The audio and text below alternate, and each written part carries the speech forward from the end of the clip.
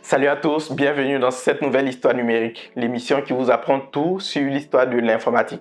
Dans la précédente vidéo, on a vu l'invention théorique de l'ordinateur aux États-Unis, c'est-à-dire de l'architecture de von Neumann. Et bien aujourd'hui, je vous propose de voir les premiers ordinateurs de l'histoire. Comme on l'a vu dans les deux précédentes vidéos, la Seconde Guerre mondiale a été un véritable coup d'accélérateur dans l'histoire de l'informatique. En effet, au sortir de la guerre, les inventeurs vont s'appuyer sur les expériences acquises durant cette guerre pour développer les premiers projets d'ordinateurs dans le monde entier.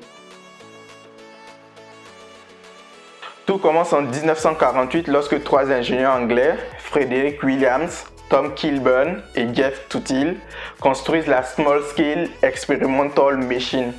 Comme son nom l'indique, une machine expérimentale pour tester la faisabilité pratique de la mémorisation à l'intérieur de la machine, c'est-à-dire pour tester le fonctionnement de ce qu'on appelle un programme enregistré.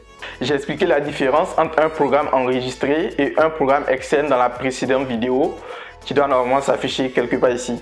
La machine est surnommée Baby à cause de sa petite taille et elle exécute son premier programme enregistré le 21 juin 1948.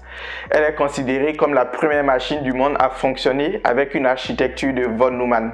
C'est-à-dire que c'est le premier ordinateur du monde, en tout cas au sens où on l'entend aujourd'hui. Baby a servi de base pour la construction d'une machine plus grande en 1949, la Manchester Mark I, qui quant à elle sera industrialisée et commercialisée à partir de 1951.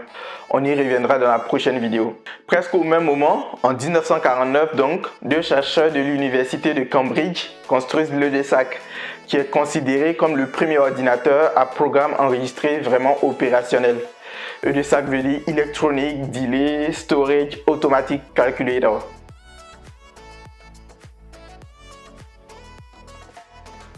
En 1947, les deux chercheurs Matson Bird et Trevor Percy conçoivent à Sydney en Australie l'idée d'un ordinateur électronique pour le département de radiophysique du CSIR, Council for Scientific and Industrial Research.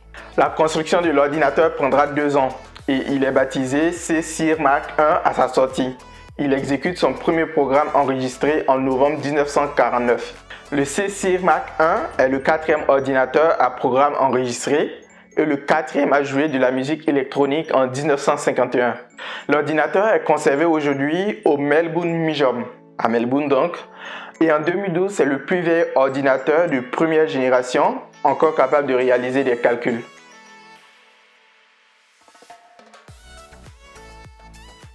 Le monde se lance dans de nouveaux projets d'ordinateurs et l'Union soviétique ne veut pas rester à l'écart de cette nouvelle page de l'histoire qui est en train de s'écrire.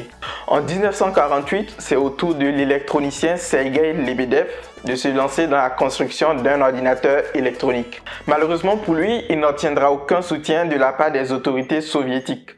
Il doit donc faire avec les moyens du bord, c'est-à-dire se contenter des bribes d'informations qui lui parviennent des États-Unis et d'Europe occidentale.